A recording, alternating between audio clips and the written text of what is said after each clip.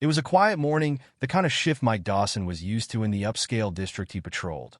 Manicured lawns, sleek luxury cars, and boutique storefronts filled with designer labels that meant nothing to him. As he sipped cold coffee from his thermos, the radio crackled. Possible shoplifting reported at West Avenue Boutique. Responding officers, please check in. Mike sighed. Shoplifting in this neighborhood? He'd seen everything, from entitled teenagers swiping perfume to rich housewives accidentally pocketing jewelry. Unit 22 responding. Mike confirmed, tossing the thermos on the passenger seat and turning on his lights. When he arrived, the boutique looked as pristine as ever. Large glass windows displaying minimalist mannequins, chandeliers hanging from the ceiling. The kind of place where a scarf could cost a month's rent. Inside, the store manager, a young woman with bright red lipstick and a tight bun, greeted him with obvious relief. She's over there, the manager whispered, pointing toward the back.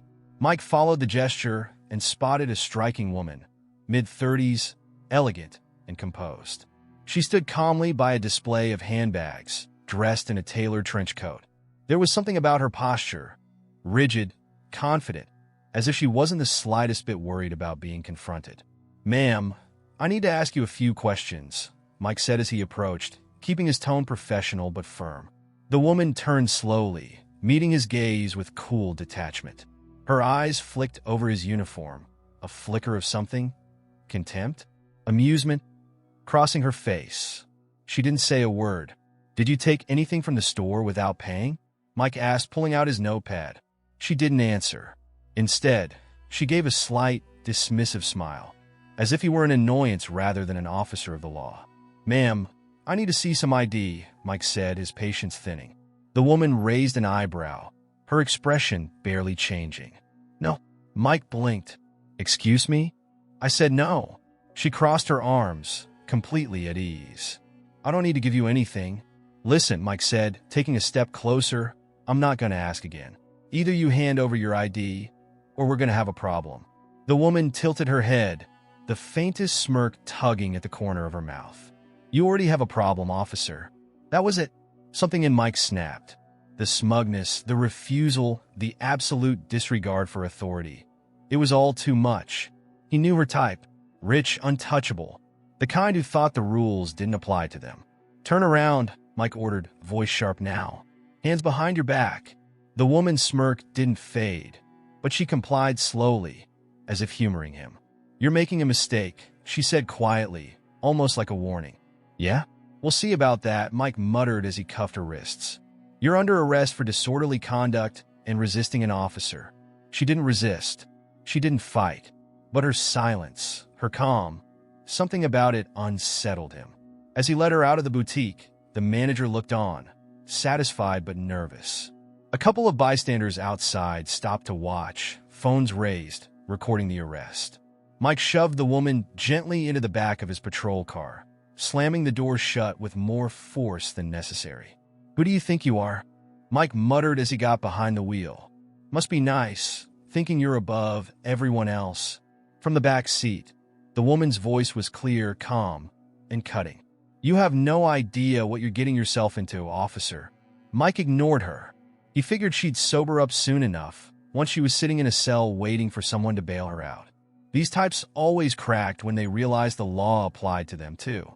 At the station, the woman kept her cool, still refusing to give her name or hand over any identification. "Name?" Mike asked again, as they sat in the small, fluorescent-lit booking area. She just smiled. "No." He clenched his jaw, irritation bubbling under his skin. "You think this is funny?" The woman met his gaze, unbothered. "I think you'll find it less funny soon." Mike exhaled sharply, his patience evaporating.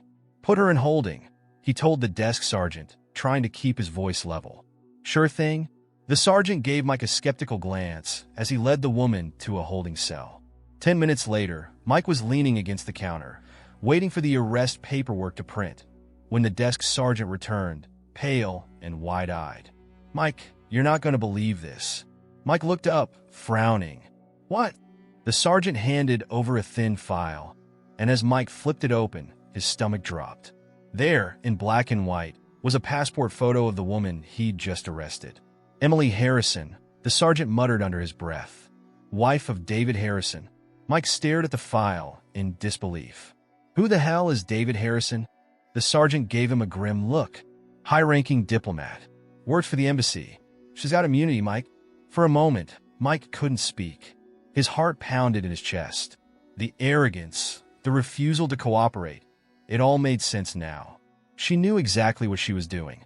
You've got to let her go, the sergeant said, glancing over his shoulder. And fast, before this blows up in our faces. Mike's throat felt dry. She didn't even tell me who she was. The sergeant gave him a hard look. She didn't have to, Mike. We're the ones who screwed up. As if on cue, the phone on the desk started ringing. A shrill, urgent sound that made Mike's pulse spike. That's probably the embassy, the sergeant muttered, rubbing his temple. You better hope they're in a forgiving mood. From the holding cell, Emily's voice echoed down the hallway. Light, amused, and laced with something that sounded suspiciously like victory. I warned you, officer. Mike felt his stomach twist into knots. This was no ordinary arrest, and he had a sinking feeling that whatever was about to happen next, it was going to be a lot worse than he could imagine. Suspended. The word echoed in Mike's head like a bell that wouldn't stop ringing. One impulsive arrest, and now he was off the force. No badge, no patrol, no routine to fall back on. Just the embarrassment of knowing he'd walked right into a situation far bigger than he could handle. And worse, the media had gotten a hold of it. Headlines splashed across every major outlet. Diplomat's wife arrested in boutique incident. Local police under fire. Officers suspended after mistaken arrest of high-ranking diplomat spouse. Mike's phone wouldn't stop buzzing. Texts from his colleagues. Calls from reporters. A few voicemails from his supervisor that all boiled down to, stay out of it and don't make things worse.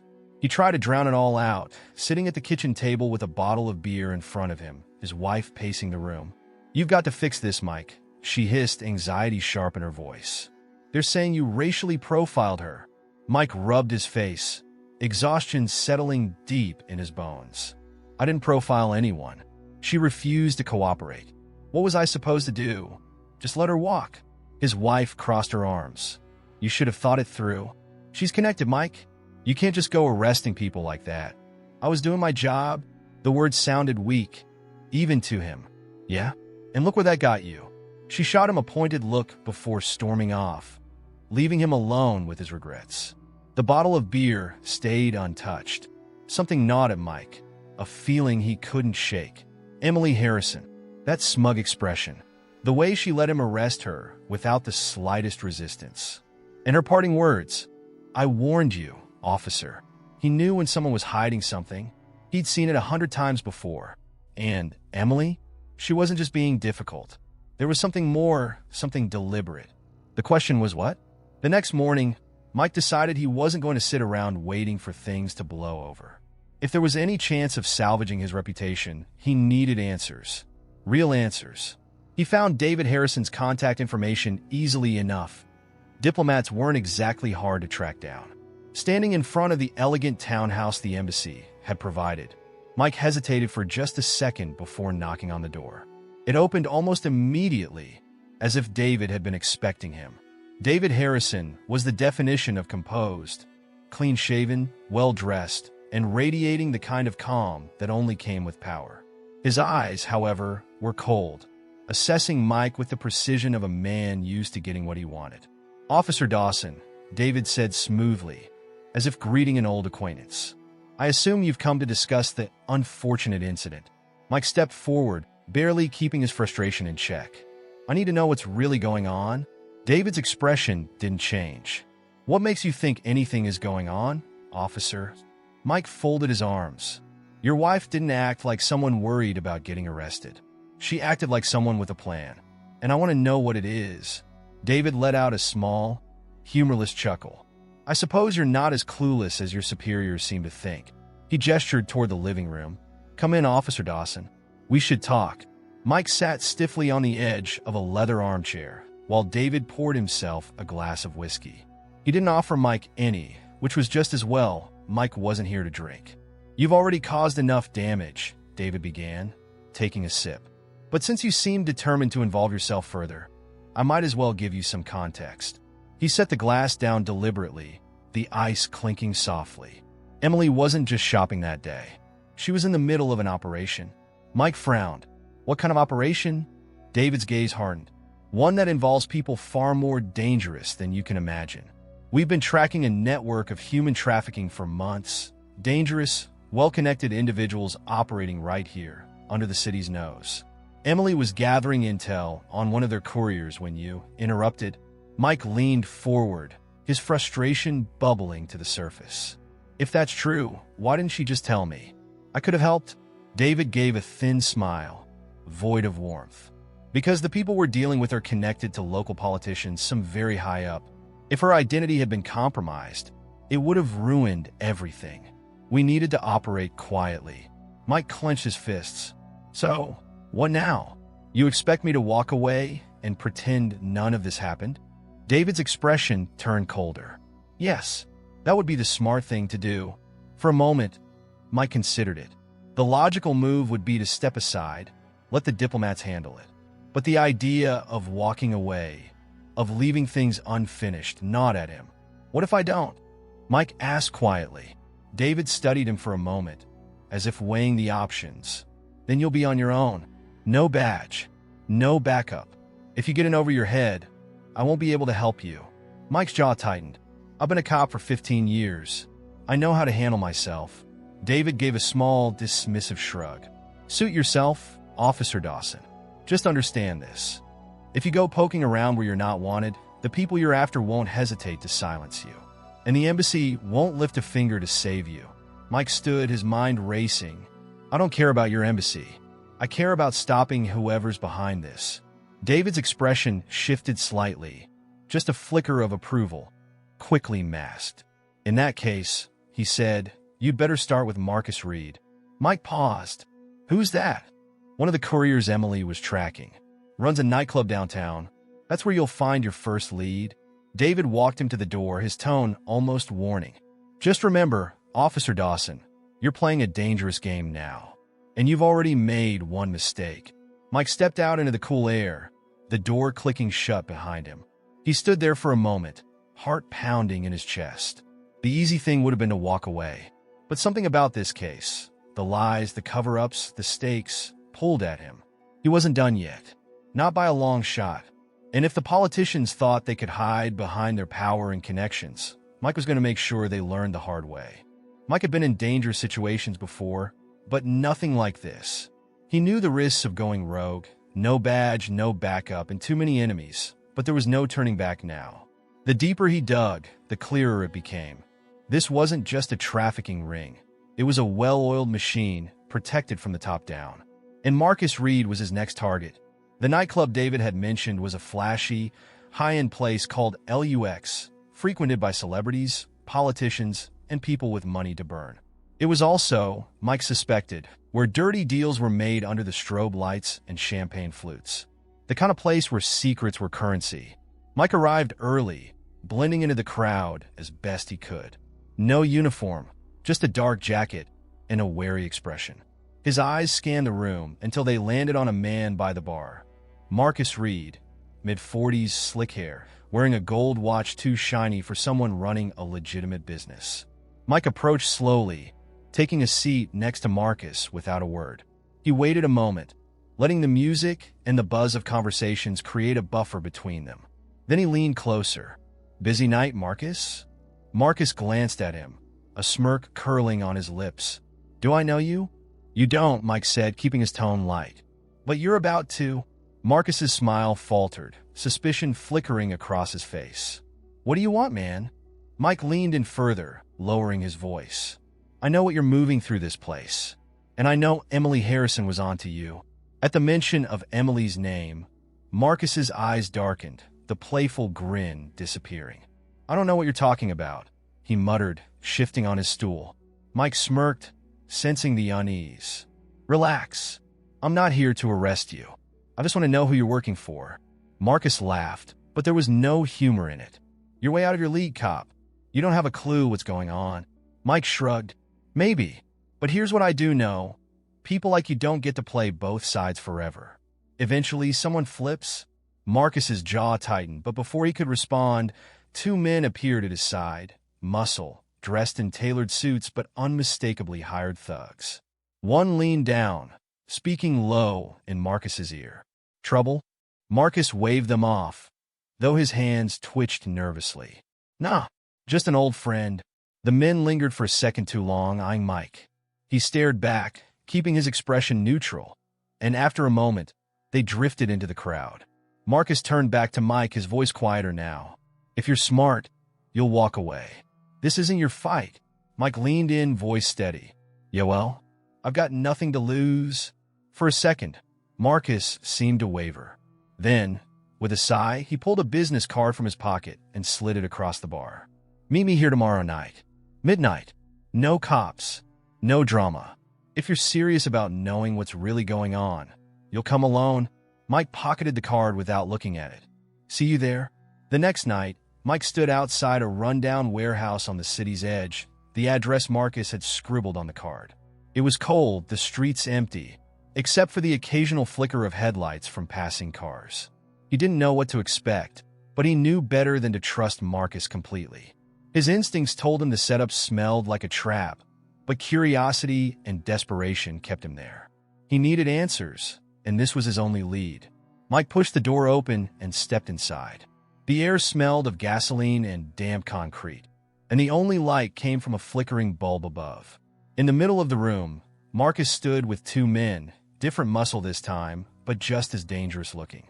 "You came," Marcus said, sounding almost impressed. "Where's Emily in all this?" Mike asked, cutting straight to the point. Marcus chuckled. "You still don't get it, do you? Emily's not your ally, officer.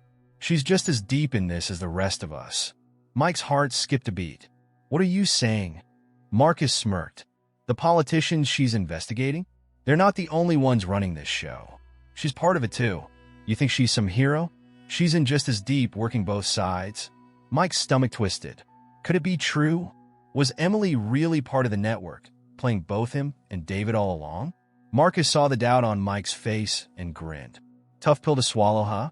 But that's the game, man. Everyone's dirty, one way or another."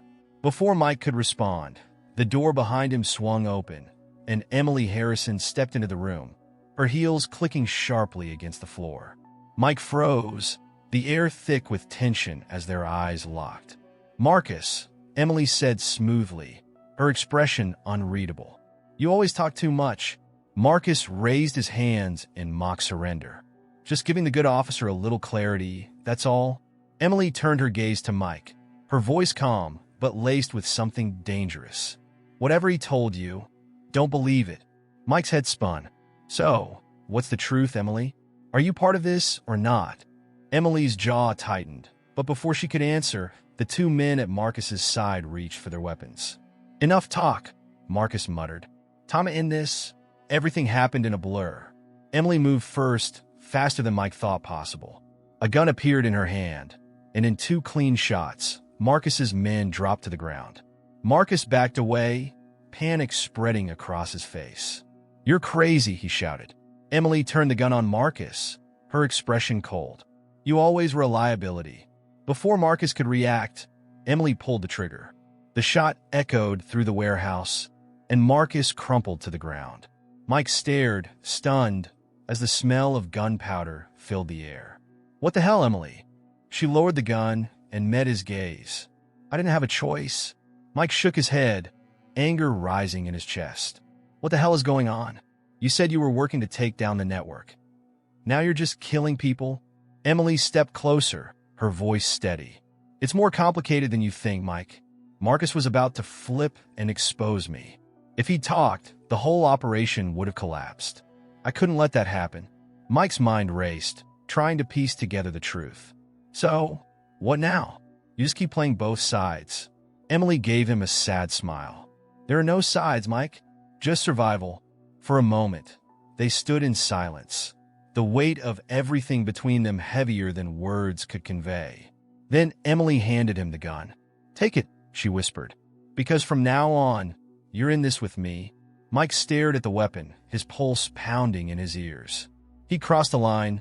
Whether he liked it or not, there was no going back now. And the real fight was just beginning. The hum of the car engine filled the silence between Mike and Emily as they sped through the dim streets. Mike gripped the steering wheel tight, knuckles white. Marcus was dead. He'd witnessed the murder, been handed the gun, and now there was no way out. "You didn't have to kill him," Mike muttered, staring ahead at the empty road. "I didn't have a choice," Emily said flatly, her eyes fixed out the passenger window. He was going to expose everything. Mike's jaw tightened. "So, what's the plan now? We just keep running?" Emily turned toward him, her expression calm but unyielding. "No, we finish what we started." They pulled into a secluded parking lot on the outskirts of the city, where David Harrison was waiting in the shadows, leaning against a black sedan. He straightened as they approached, but his expression darkened the moment he saw Mike's face. "This is getting out of hand," David hissed, his voice low and sharp. "You killed Marcus?" Emily stepped out of the car, cool as ever. He was going to flip. He had to go. David let out a frustrated breath, rubbing his temples. "Do you have any idea how hard it is to keep this quiet? The embassy is under fire because of this mess." Mike folded his arms, still standing by the car. "I hope you two know what the hell you're doing, because I just became an accessory to murder." David shot him an irritated glance. "You wanted to help. This is what helping looks like." Mike took a step closer, his anger barely contained. "What else aren't you telling me? If I'm going to risk everything, I need the truth. All of it." David exchanged a glance with Emily. For a moment, neither spoke, the weight of the situation pressing down on all of them. Then David sighed. "The network we've been investigating? It's not just trafficking," David began. "It's blackmail too. Politicians, judges, corporate executives all compromised. The network has recordings, documents, everything they need to control people in power." Mike's stomach twisted. "And the local politicians?" Emily nodded. "They're in deep. We know of at least 3 council members and a state senator tied to the operation. But the real target is someone bigger." David handed Mike a folder.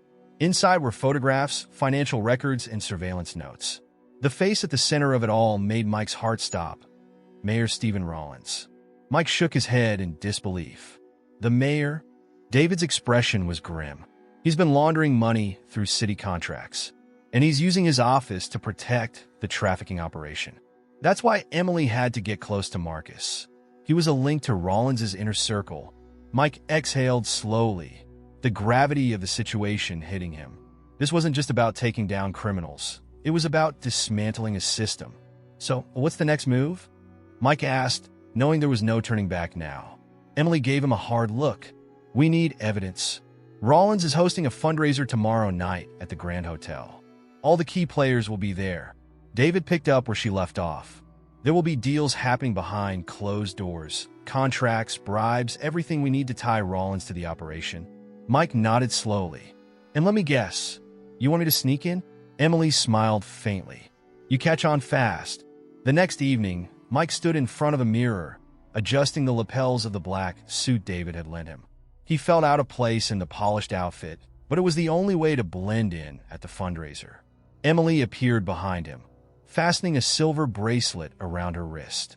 She looked stunning, poised and elegant, the perfect image of a diplomat's wife. "You clean up well," she said, a hint of amusement in her voice. Mike gave a small, humorless laugh. "Don't get used to it." Emily stepped closer, her voice dropping to a whisper. "Remember, keep your head down, stay close to me, and don't draw attention. We get the documents and get out, quietly." "Got it," Mike muttered, still uneasy about the plan. The ballroom at the Grand Hotel was packed with politicians, donors, and social elites, all sipping champagne and exchanging pleasantries under glittering chandeliers. The sound of soft jazz played in the background, and waiters in crisp uniforms floated through the crowd. Mike stayed close to Emily, scanning the room for familiar faces. It didn't take long to spot Mayor Rollins, laughing with a group of donors, looking every bit the charming public servant. "There," Emily whispered. "He'll move upstairs soon for private meetings. That's where the real business happens." Mike nodded, keeping his expression neutral. They had only one chance to get the evidence. Half an hour later, Mike and Emily slipped away from the crowd, following Rollins up a grand staircase to the second floor. The private meeting rooms were guarded by security, but Emily flashed a diplomatic ID, and they were waved through without question. They found the room Rollins had entered, the door left ajar. Inside, the mayor was seated with two other men, papers spread across the table in front of them. Mike's heart pounded as he listened from the hallway, catching fragments of conversation. Contracts, offshore accounts, payments hidden through city projects. It was all there, the evidence they needed. Emily glanced at Mike and gave a small nod. It was time.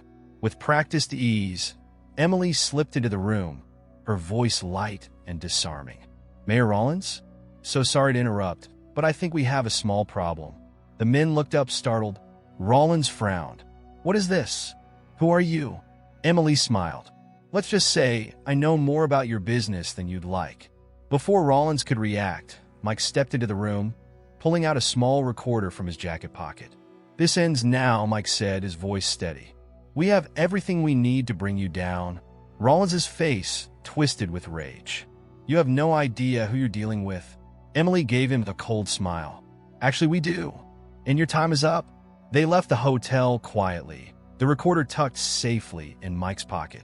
The documents they'd taken would seal the case, but more importantly, they had the mayor's voice, his words tying him directly to the trafficking ring and financial corruption. As they drove away, Mike exhaled, the weight on his chest lifting just a little.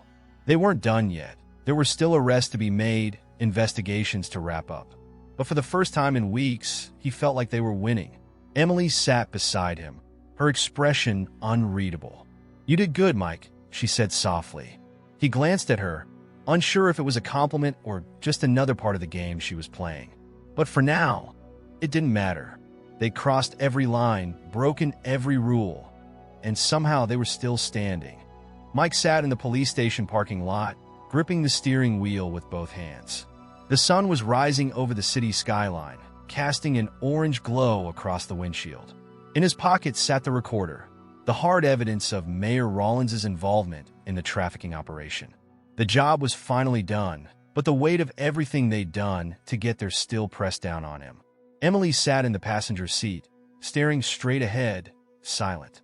She had barely said a word since they left the hotel. There was no victory in her expression, no sense of triumph. Just that same unreadable calm that Mike was beginning to realize wasn't a mask. It was who she truly was. "So, this is it?" Mike asked quietly, not looking at her. Emily nodded. "This is it. David already has a plan for the fallout, doesn't he?" Mike's voice carried a trace of bitterness. "All tied up neat and clean. No one important gets hurt." Emily gave a slight shrug, her gaze distant. "The mayor will go down, and a few other names will surface. But most of them, the ones with the right connections, they'll survive this." Mike exhaled slowly. "And you?" "I disappear," Emily said matter-of-factly. "Like always."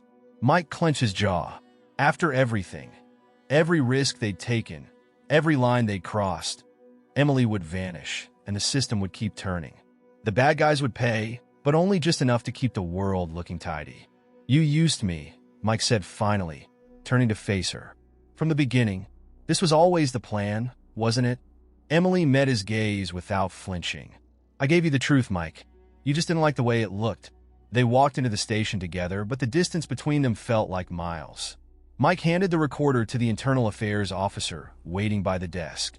"This should give you what you need," he said. The officer nodded, flipping the recorder in his hand. "We'll take it from here. You did the right thing, Dawson." "Did I?" Mike thought bitterly. The fallout was swift. The media pounced on the story, and within days, Mayor Rollins resigned in disgrace. Several council members were quietly arrested, and a handful of corporate executives fled the country before charges could be filed. On the surface, it looked like a victory. Justice had been served, or at least that's what the headlines said. But Mike knew better. The names that mattered most had been scrubbed from the reports. The ones with real power stayed in the shadows, untouched and untouchable. David Harrison appeared on the news a week later, standing next to the city's police commissioner. They announced a joint effort between local law enforcement and the diplomatic corps to fight human trafficking. David spoke with the smooth confidence of a man who knew the cameras loved him. Mike didn't even bother watching the whole thing. 2 weeks after the operation, Mike was reinstated. No fanfare, no apology. His badge was handed back to him as if nothing had happened. "Glad to have you back, Dawson," his supervisor said gruffly, clapping him on the shoulder. "Try to keep your head down this time." Mike gave a short, humorless laugh. Keeping his head down was no longer an option. On a cold Friday night, Mike sat alone in a diner, stirring a cup of coffee that had long gone cold. The hum of fluorescent lights buzzed overhead, and the distant clatter of dishes filled the silence. He had barely touched his food. Emily had vanished, just as she promised. No trace, no follow-up. It was as if she'd never existed. He wondered if she had planned everything that way, from the boutique to the warehouse to the hotel. Every step calculated, every move deliberate. And yet, he couldn't shake the feeling that, somewhere beneath the layers of lies and manipulation, a part of her had been honest with him. But even if it was true, what difference did it make now? The door to the diner jingled as someone entered. Mike looked up instinctively, half expecting to see Emily standing there, that familiar cool smile on her face. But it was just another stranger, wrapped in a heavy coat, shaking off the cold. Mike exhaled and leaned back in his seat. Some people get to walk away. Others have to stay behind and live with what's left. He was one of the latter.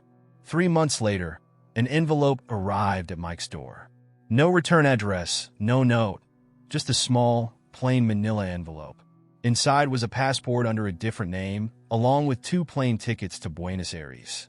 Mike stared at the tickets for a long time. The second ticket was blank. A silent offer, an escape. He sat on his couch that night, the passport and tickets on the coffee table in front of him. He thought about everything. His job, the rules he'd lived by, the lines he'd crossed for people who would never even remember his name. Then he thought about Emily. Wherever she was free. He could go, disappear like she had, start over somewhere far away, where nobody knew his face or his mistakes.